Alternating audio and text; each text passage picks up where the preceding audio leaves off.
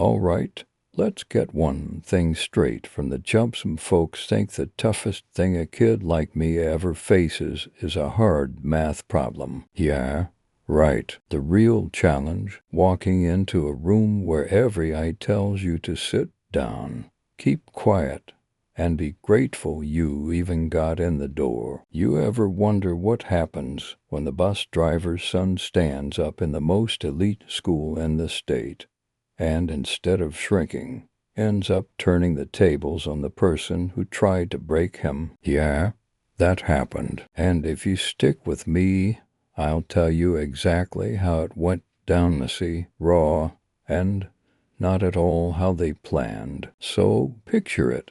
Langdon Preparatory, where even the hallways smell expensive, where senators' kids and CEOs' daughters swap stories about ski vacations, and where, on that Tuesday morning, I'm just trying to keep my back from locking up because 3 months earlier Dr. Evelyn Hawthorne of the school's math queen of the cold stare put me in my place with the flat edge of a ruler. No words, just a crack across my lower back for having the nerve to quietly point out a sign error on her board. From that day on, sitting hurt more than standing, but pride, well, that hurt most of all. Now you'd think after that I'd have learned my lesson.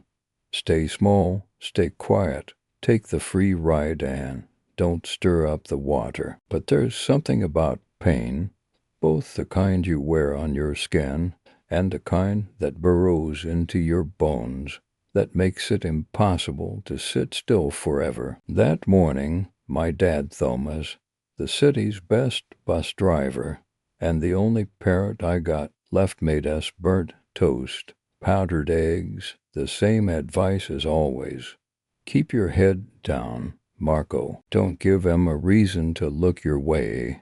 And I try, I swear I try. But Dr. Hawthorne had other plans. In the middle of lecture, she stops cold, turns to me, eyes like frost, and says, "Mr. Williams, since you prefer to stand, come show us all how it's done." She didn't want a solution, she wanted a public execution. What she put on that board wasn't 10th grade math, not even close. It was a beast, some nonlinear differential equation that didn't belong anywhere except maybe a grad seminar. The whole room goes quiet except for Amber Langley, the Supreme Court judge's daughter, who actually giggled. This should be fun. Dr. Hawthorne just stood back, smiling like she already had my obituary written. But let me back up a sec. My Monkatharinch was the real genius in our family, a mathematician who filled journals with equations and once told me, "Math is music. Baby, if you hear it right, you'll never be lost." She's been gone since I was 7. But her voice still echoes in my head, especially when numbers start to dance in patterns only I seem to see. So when I step up to that board, chalk in hand, I realize the trap isn't as perfect as she thought, because the equation beneath the twists and layers is familiar. I'd seen its bones in one of Mom's old notebooks back when I was just a kid. My hands move on their own, breaking the problem into pieces, finding order in chaos. I don't even hear the room anymore, just Mom, just the numbers.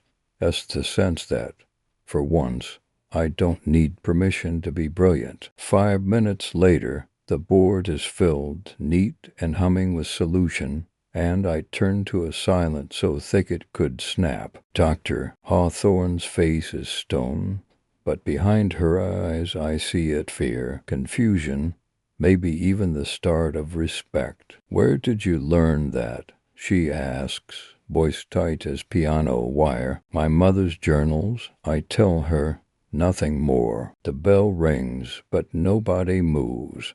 Not even the rich kids. But see, here's where the story should end. Bus driver's kid stands tall, solves the impossible, wins the day. Only life doesn't work like that, you know what I mean. Dr. Hawthorne wasn't finished. That night at home over canned soup I slid a flyer to my dad Langdon's annual math invitational prize.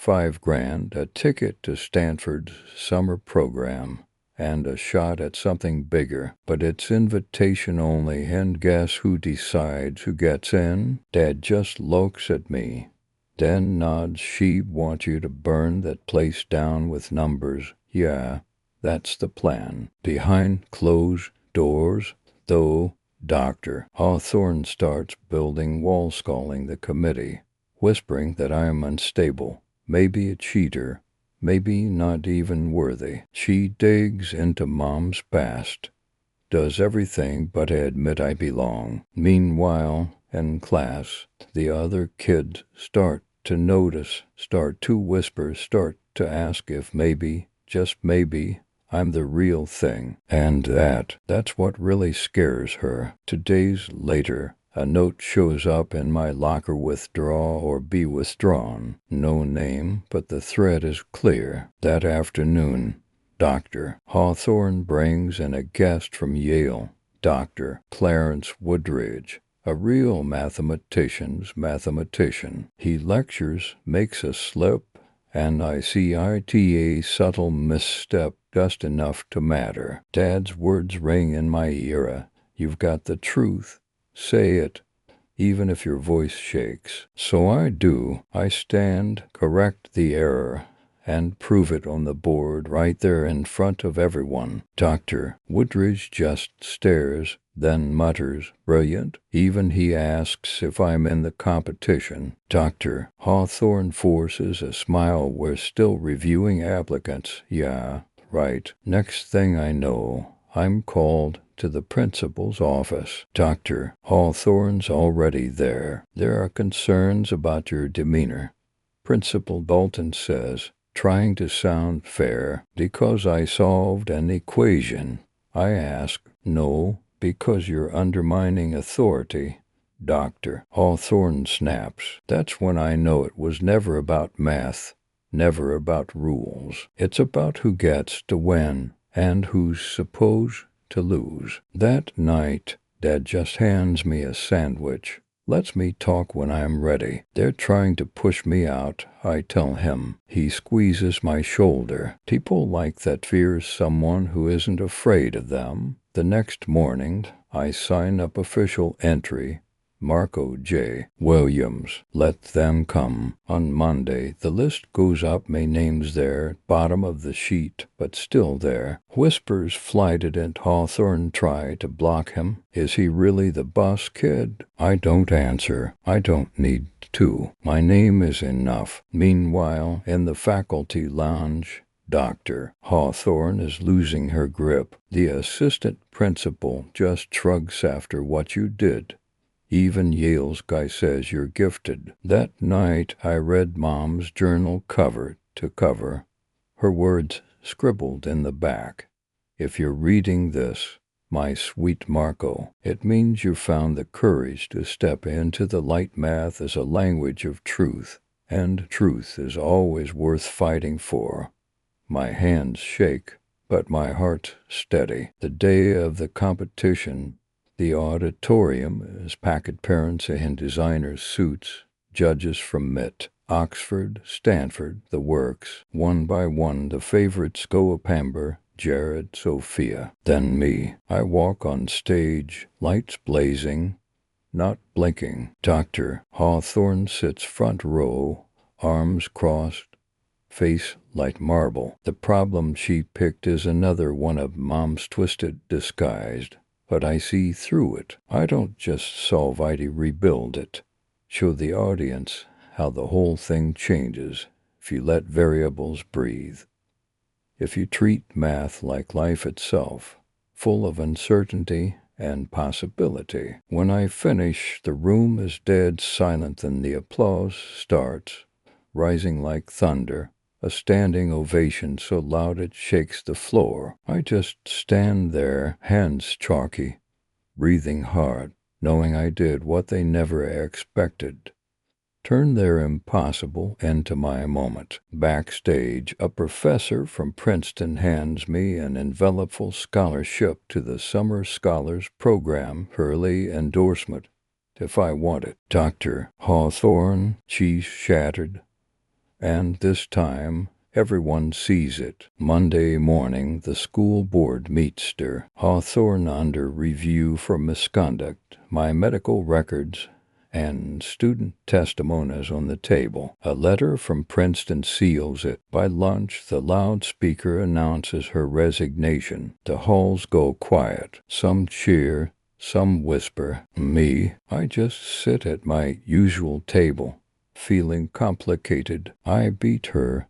Sure, but I also broke a system built to keep kids like me out. That night, I get a text from an unknown number. I read her journals. Your mother was ahead of her time, and so are you. I'm sorry, H. I don't reply. Some equations just aren't meant to be solved. Weeks go by, the air changes at Langdon. Teachers quote my solution. Students ask for help. And a new department headmiss Alvaret starts a peer tutoring group, puts me up at the whiteboard by Charles. I remember Mom, Dad, everyone who never stopped believing. A freshman girl comes up. Are you really the kid who solved the equation? I guess so. I smile. Can you help me? I don't get math at all. You don't get it yet, I say. But you will. When I leave for Princeton, Dad hugs me like I'm the hero, but I tell him has always been mine. Alone in my dorm, I find Mom's old photo her at the chalkboard, under the same equation. Below it, faded ink. Someday someone will see the beauty in this.